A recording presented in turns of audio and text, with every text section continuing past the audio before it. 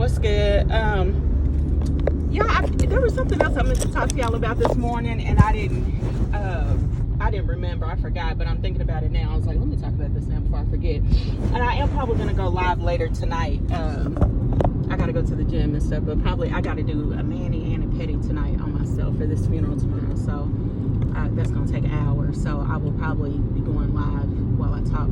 While I do that and talk to y'all. But I don't know if y'all heard about this or not, but here in Texas, there's a suburb called Plano.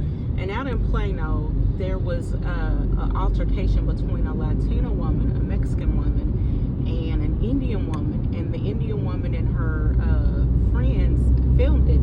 And the Mexican woman was telling the Indian woman to go back to her country.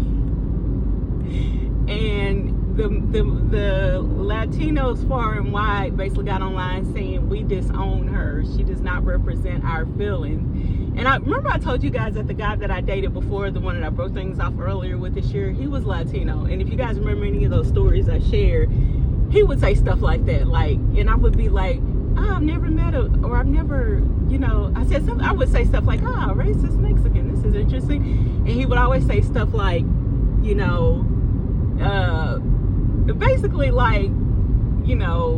he would kind of say basically whites aren't the only people that get to be Mexicans, or Americans aren't the only people that get to be racist or whatever. But he was also racist against Indians. He would swear, just different stuff about them or whatever. But now I also know that Latinos can be racist against anybody. They don't like black people either, but the ones that are born over here, though, they getting kind of negrified, the urban ones, But anyway, what I want to talk about is how the people that are Spanish speaking far and wide came out and said, no, we don't support that kind of nonsense. We don't stand with her. She's not our kind of people. And I was thinking, now I wish we Negroes could do that. I wish we could get on one accord when, a black person does something that, we agree. Well, I won't say we agree because we hardly ever agree on anything, but there are definitely, there are black people that certain things happen to, like say George Floyd or somebody like that, where certain black people are like, I don't stand with that nigga. It's just certain things that happening that you be like, they don't represent me. I don't support what they did. And I wish we could do stuff like that, without being called a sellout or you hate your race or whatever. It's just amazing to me how all these different Latinos come from all different countries. Some of them don't even speak Spanish. They could come from Portugal or Brazil, wherever, indigenous, and they will say, we don't support that. And when I first heard the story, before I heard about the different Latinos saying we don't support that, the first thing I thought was, dang, the Mexicans telling people to go back home, that's the same thing that the white folks still do. But then I also thought about Texas and the fact that this land here where I live, Tejas, as it was originally called, was part of Mexico, and the powers that be at the time took it. They didn't win a war, they just took it, And so I, for one, am not bothered when I see, what the white folks here call them taking over the country or taking over the state. Y'all remember I moved away from here when I was 17, and I moved back here when I was 34.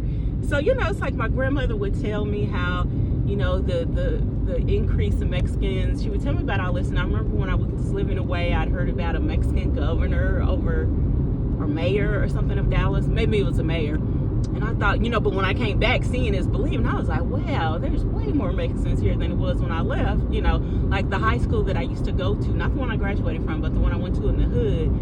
I told you guys about how I drove by there one day, and it was like, they used to be a blackety black high school, you know what I mean? And now I saw these Mexicans walking down the street one day by it, and I was like, where are all these Mexicans coming from? And I realized they were all coming from my former high school, and I was thinking, well, where did the black people go? And it's like they moved out to the black suburbs, not far from my house, and they You know, they taking they Blackistan ways with them. You know, now shootings out there, you know, in them suburbs, in DeSoto and Duncanville and Cedar Hill, and those are the names of the places where, you know, they moved, and now them places turning into the hood. You know,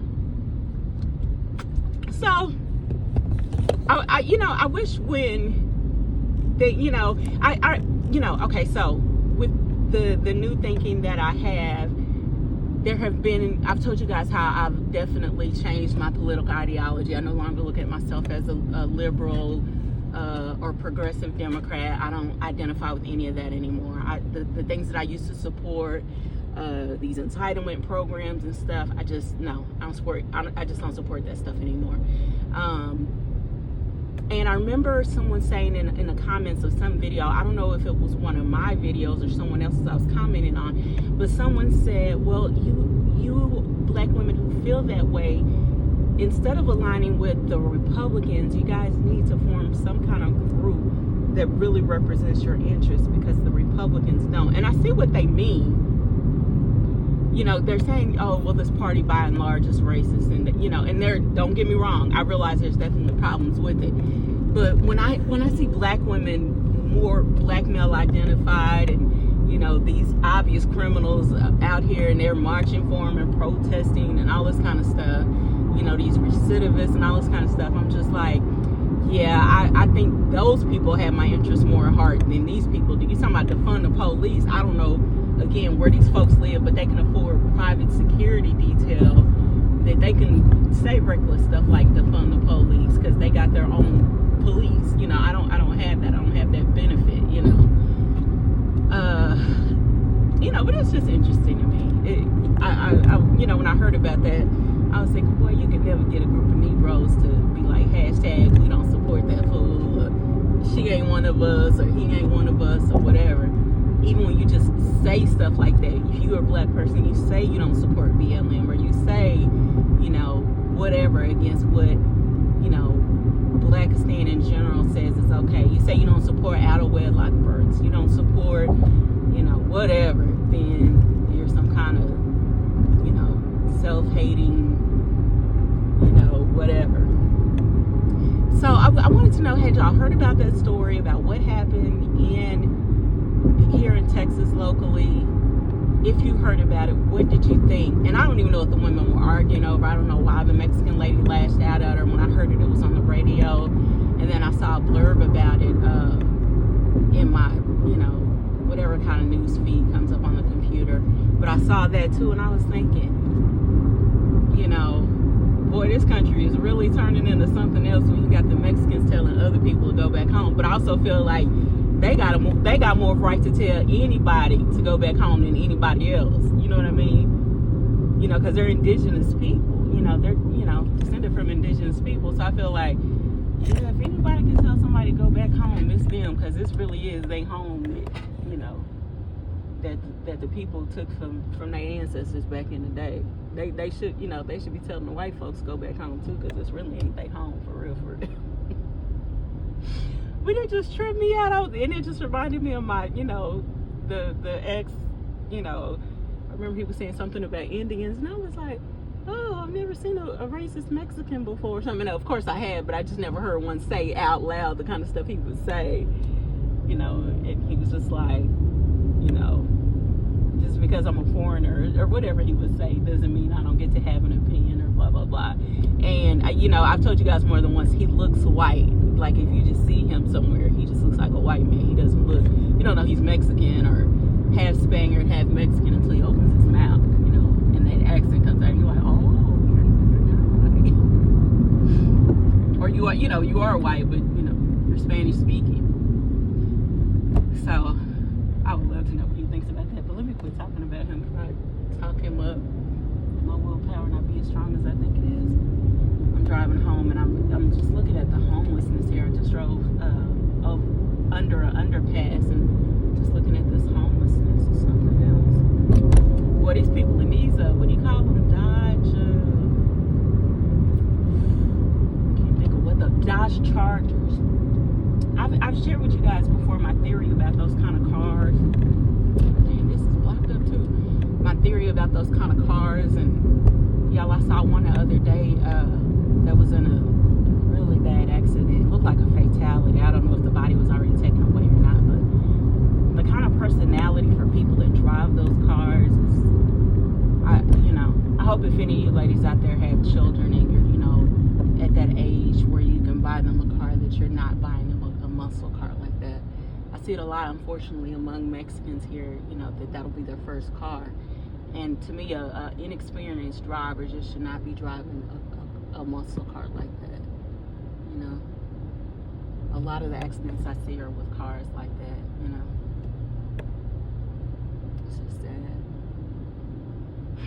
But y'all, we had, oh my gosh, dozens and dozens and dozens and dozens of cookies today.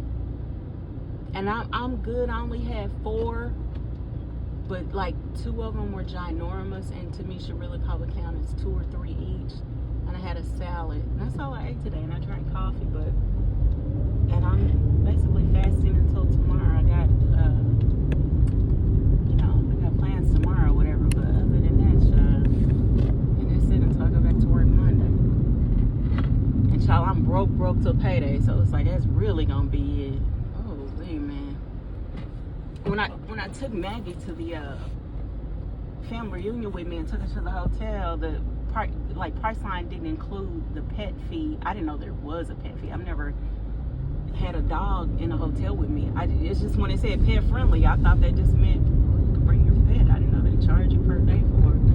But anyway, that threw me all the way off, child. So I feel like now what I should have did, and of course I didn't know at the time that I had time. What I should have did was drove right back to Dallas and took her home and be like, oh, okay, well, let me just take myself upstairs and take her back out. That's what I should have did. Especially if I would have known everything was going to go down Friday night the way it did, because I came early for no reason. But anyway, yeah, that threw me off big time, child. And y'all, like the pants, not pants, what are these called? Culottes? No, capris.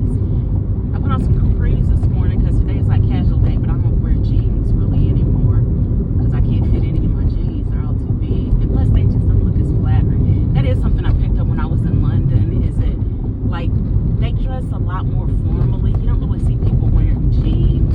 And if you do, they're younger people. They just dress more formally. And jeans just aren't very classy looking, So I don't really wear jeans at all. So I wore some capris today. They were too big. It's like, y'all, these are some capris. I couldn't even wear before because I couldn't get them buttoned or zipped up. And now they're so big. Like, I had to try to put on a belt, but the belt loops are huge. So I had to basically wear a backpack today as my belt to keep them up. And it's like, one of y'all jinxed me. I think that was Lucy that jinxed me to my head. Have you started shopping for any new clothes? And I'm like, girl, no, but child, it seemed like the only stuff I got to fit are dresses, like from my old life. I think when I get paid, I'm gonna have to buy a couple more small pieces, because I'm really getting to the point where I can't really wear anything. Lord knows I don't have enough belts. It's like I keep sending stuff to the cleaners, but then I get it back and it's too big. It's like, I mean, don't get me wrong, y'all. This is a good problem to have. I'd rather have that problem any day than,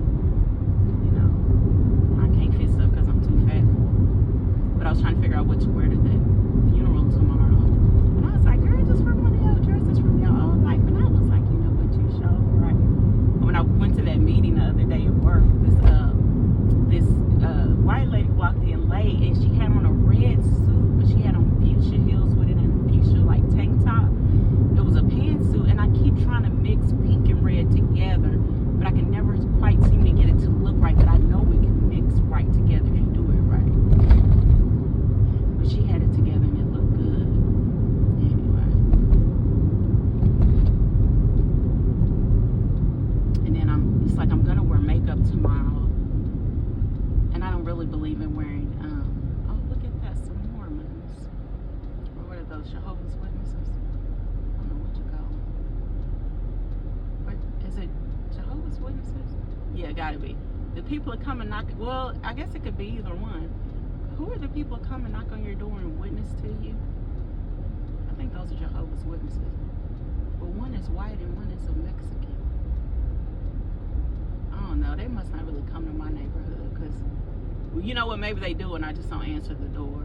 That's what it is. And y'all, I've been looking up stuff for French, what do you call it? French draining? French gutters? French gutters. I've been trying to fix, you know, ever since I had that guy come out to do a foundation estimate. He told me I need to, you know, I got a gutter problem I need to fix. So I've been trying to fix it myself, but my lawn isn't level. So the stuff I'm trying to do, it's like the water just keeps, you know, because my lawn isn't level, it keeps coming back onto my house. So I started looking, you know, watching videos to see how to do this stuff. Oh, y'all. Oh, you talk about labor intensive. And then if you pay somebody to do it, it is thousands and thousands and thousands of dollars. I'm just like, I'm going through an intersection now. Ever since that black lady went through the intersection in California, every time I go through an intersection, boy, I be looking. You can't just do regular stuff like drive without being scared of somebody. Your life gonna be gone like that, child. But that's gonna be one of my projects, child. I was trying to basically put in my own French gutters. So it's like I took horticulture and stuff and I learned a lot about that. I just can't believe all these years I've lived in the house, nobody has said, hey, you know that water shouldn't be pouring down straight, it should be going away from your house. Anyway, I'm almost at the house, y'all, but I just wanted to come in and ask y'all about that. Did y'all hear about that situation with the lady telling me I go back to India? And then she had hit the lady too, apparently. And I think she got arrested and everything.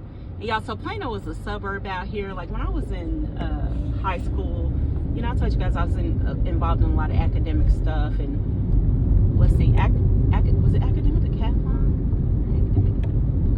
I think it was academic decathlon. Plano East High School was like the shiznit in that particular like auxiliary. And you know, Plano is a nice suburb, and they do have a high Indian concentration.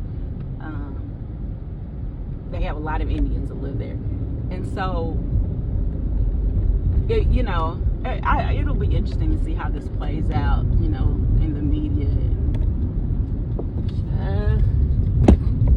It's like Texas is racist. Like even the people of color are racist. But you know, too, I also feel like you know, I feel like people of color, part of me feels like people of color can't be racist because they don't own any power structures.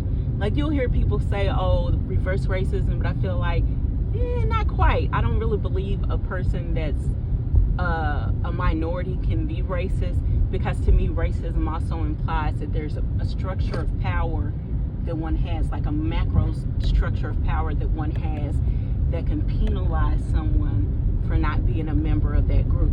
So yeah, with that Mexican lady, her physically hitting the Indian lady, yeah, absolutely. But you know, unless the lady's in Mexico or something, that, you know, there's no power structure the lady has that can exclude the Indian lady from something. If you follow my drift, you know what I mean. Whereas everything in America, you know, just about is white owned. So it's like if a white person is racist, you know, you can definitely be excluded from a lot of things, you know. So that's what I mean when I say I don't really believe, you know, that reverse racism or that people of color can be racist. That kind of thing. I want to know what y'all think about that too. I've heard about that over and over again. Can people of color really be racist? And especially in a society where they're the minority. And I personally don't think they can. It's like I can be racist all I want, or have racist ideas or whatever I want, but nothing I do or say can stop. You know, I don't have any hegemony in this country anywhere.